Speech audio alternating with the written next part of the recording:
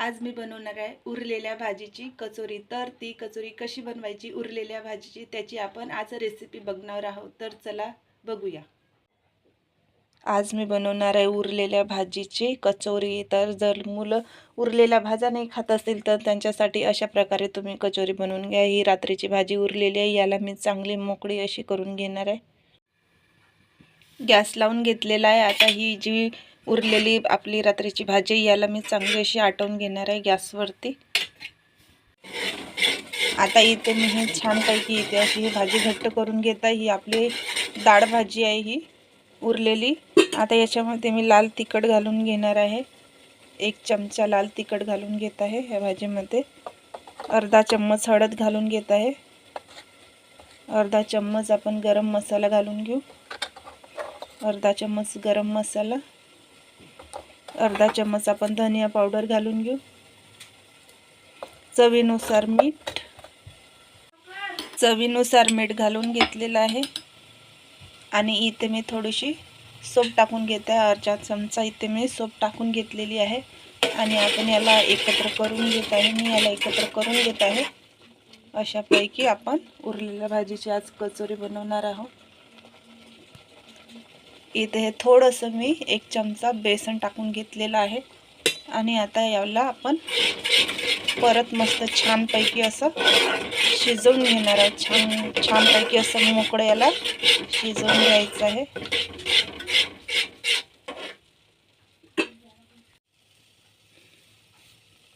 अशापैकी बघू शकता मी इथे हे याला असं घट्ट करून घेतलेलं आहे। छानपैकी हे घट्ट झालेलं आहे। आता आपलं गरम आहे, मी याला एका भांड्यात काढून घेणार आहे थंड होण्यासाठी। आता मी हे एका भांड्यामध्ये काढून घेणार आहे। अशापैकी इथे मी याला असं घट्ट करून घेतलेलं आहे भाजीला। इथे मी हे भाजी काढून घेतलेली आहे, बघू शकता किती मोकळी झालेली आहे। आता मी गव्हाचं पीठ घेणार आहे। तुम्ही मैदाही घेऊ शकता, पण मी इथे गव्हाचं पीठ घेत आहे कचोरी बनवायसाठी। इथे गव्हाचं पीठ घेतलेलं आहे, त्यामध्ये मी इथे ओवा टाकून घेतलेला आहे। त्याचबरोबर मी याच्यामध्ये तीळ टाकून घेणार आहे। तीळ टाकून घेतलेली आहे। चवीनुसार आपण थोडंसं मीठ घालून घेणार आहोत यामध्ये। तुम्ही गव्हाच्या पिठाच्या ऐवजी मैदाही घेऊ शकता, पण मी मैदा यासाठी नाही घेतला की मैदा पचत नाही मुलांना खायला गव्हाचं पीठ थोडं पचनदार असतं आणि मैदा थोडा हानिकारक असतं मुलांना।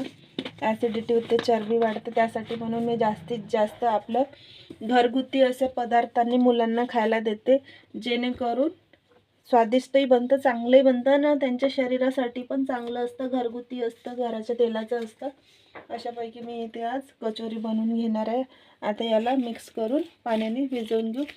आणि हे टाईट भिजवायचं पीठ, टाईट भिजवून घ्यायचं आपल्याला मस्तपैकी। इथे पाणी टाकून भिजवून घेणार आहोत। त्याचबरोबर याच्यामध्ये अर्धा चमचा तेल टाकून घेणार आहे मी याच्यामध्ये। अर्धा चमचा तेल टाकून घेणार आहे। इथे थोडं तेल टाकून घेतलेलं आहे। आता याला चांगलं टाईट भिजवून घेणार आहे आणि 5 ते 10 मिनिटं हा गोळा भिजवून ठेवून देणार। अशापैकी इथे गव्हाचा असा गोळा तयार करून घेतलेला आहे। छानपैकी असा घट्ट गोळा तयार करून घेतलेला आहे। आता हा 5 ते 10 मिनिटं झाकून ठेवूया। इथे 5 ते 10 मिनिटं झालेले आहे। आता आपण याचे छोटे छोटे गोळे करून घेऊ।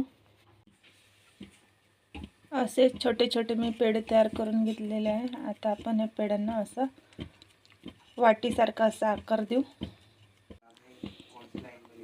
अशा आकाराचं तयार करून घेतलेलं आहे। आता आपण हे जे मिश्रण भाजीचं तयार केलेलं होतं, सुकं मिश्रण तयार करून घेतलेलं होतं, ते आपण याच्यामध्ये भरून घेतलेलं आहे। आणि याला आपण अशापैकी याला पॅक करून घेणार आहे। आता मी याला अशापैकी छानपैकी असं पॅक करून घेतलेलं आहे। आणि हाताने थोडं प्रेस करून घेत आहे। असं छानपैकी असं दाबून प्रेस करून घ्यायचं आहे। इथे कढईमध्ये तेल घेतलेलं होतं, तेल गरम झालेलं आहे। आता हे कचोरी मी याच्यामध्ये टाकून घेणार आहे आणि मंद आचेवरती आपल्याला हे शिजवून घ्यायची आहे, म्हणजे तळून घ्यायची आहे, की आपली ती कचोरी छानपैकी फुलेल आणि आतमधून चांगल्यापैकी ती तळून होणार अशापैकी आपल्याला उरलेल्या सगळ्याच कचोऱ्या बनवून घ्यायच्या आहेत. हे बघा मस्तपैकी आपली छान अशी कचोरी झालेली आहे. अशापैकी तुम्ही मुलांना उरलेल्या भाजीची कचोरी बनवून देऊ शकता. जर मुलं भाज्या नाही खात असेल तर बघा मस्तपैकी फुगलेली आहे.